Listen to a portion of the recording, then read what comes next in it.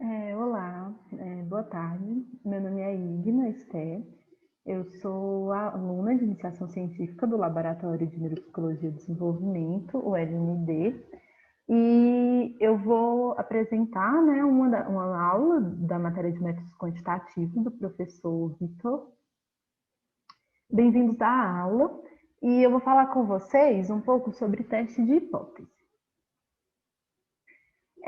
Então, as principais referências assim que eu utilizei, que eu recomendo que vocês utilizem, é um canal no YouTube do Rogério Anton, na parte de bioestatística, ele explica bem assim sobre o que é esse teste de hipótese, eu acho que de uma forma muito clara. Se ficar alguma dúvida, eu acho importante vocês darem uma olhada.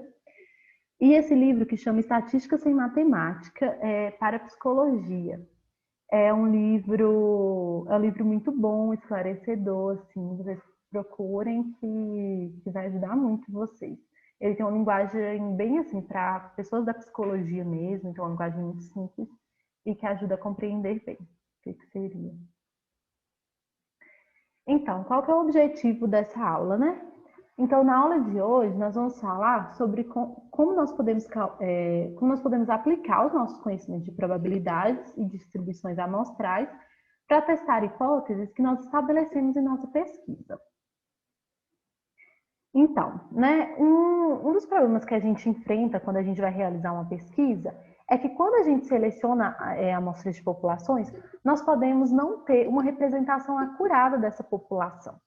Né? Então, a partir da amostra, a gente precisa decidir sobre como é essa população. Né? A partir dessa amostra, você decide como você retirou ali uma amostra de uma população geral.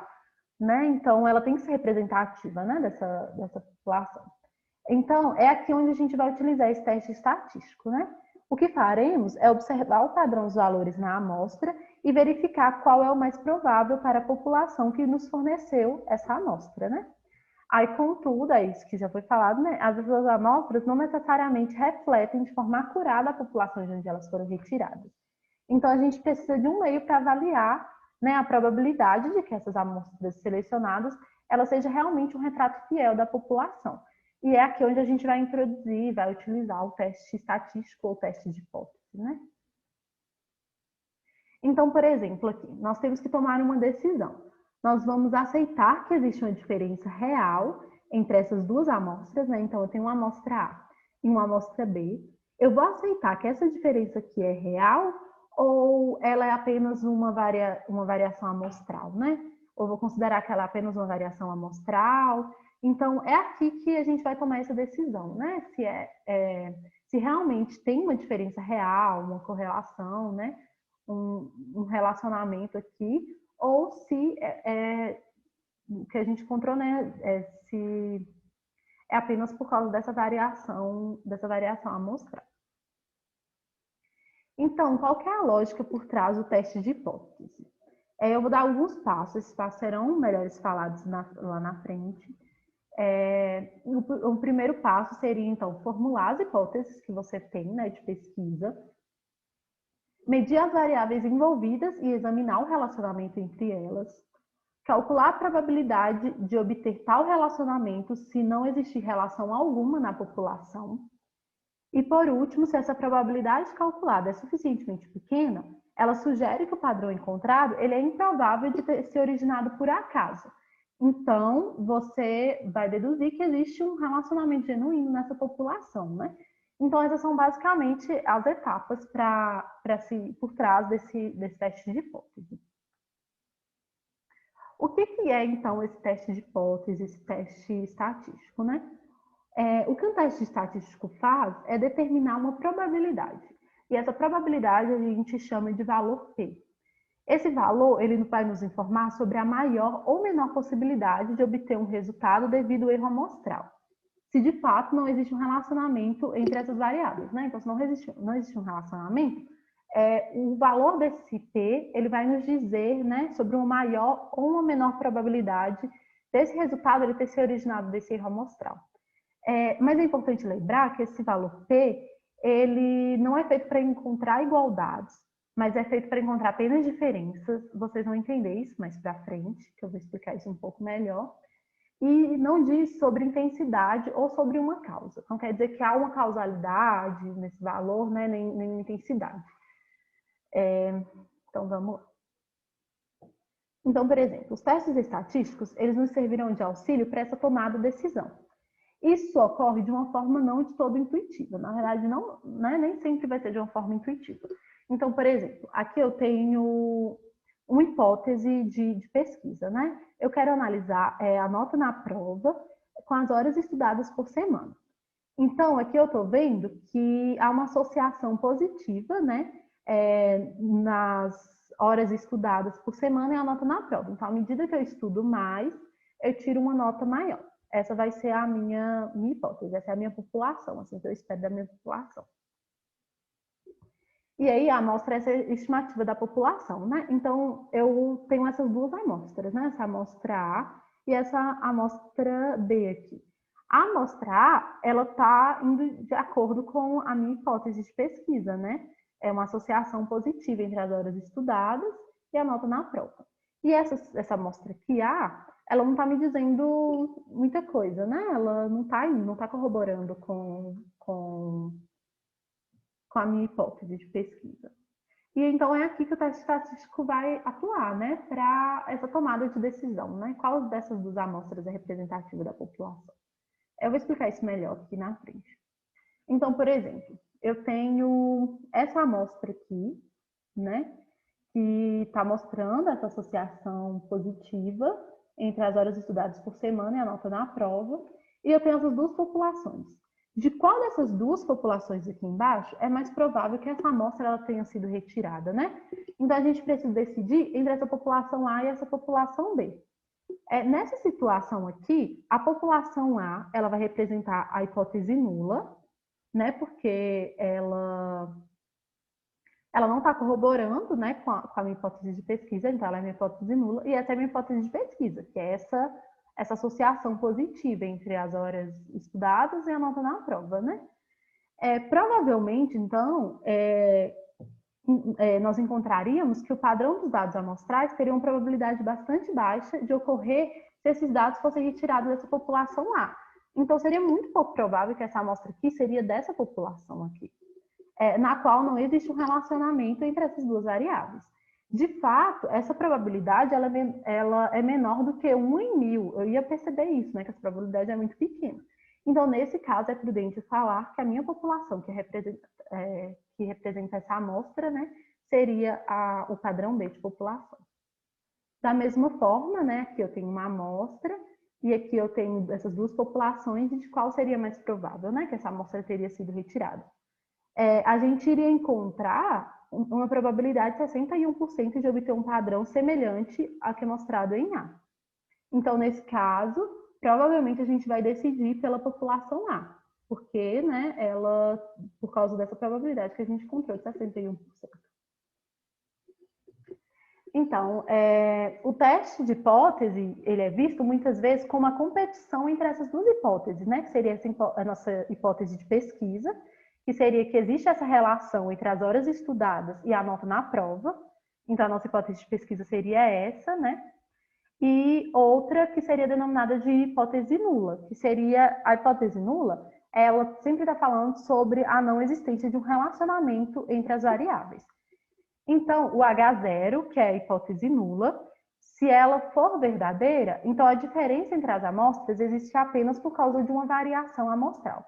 Então, a gente encontra que essa hipótese nula, né, de que não é, a gente encontra que ela é verdadeira. A gente decide por a hipótese nula ser verdadeira. Então, significa que não há esse relacionamento entre as variáveis. Então, isso quer dizer que essa diferença entre as amostras que eu mostrei lá no início, ela é apenas causada por causa de uma variação amostral e não por causa de um relacionamento realmente genuíno entre as duas amostras. Vou explicar melhor o que seria essa hipótese nula, esse H0, né? A probabilidade que calculamos nos testes estatísticos, ela é baseada na hipótese de que não existe um relacionamento ou diferença entre as duas variáveis na população. Então, a hipótese nula, ela sempre vai vir em contraponto à nossa hipótese de pesquisa, né? Ela sempre vai estar falando sobre uma não existência de relacionamento ou diferença entre as variáveis. E a hipótese de pesquisa é a hipótese que a gente estabelece, né? A nossa previsão de como essas duas variáveis, elas vão se comportar. É isso, basicamente, assim, que seria essa hipótese de pesquisa e essa hipótese nula. Então, como que a gente, né, vai decidir por aceitar ou por rejeitar a hipótese nula?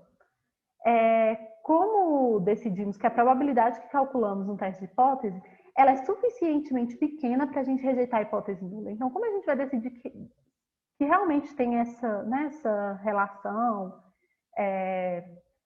né, que não existe essa diferença e etc. Então, a gente vai usar uma convenção que geralmente é utilizada, que é de 5%.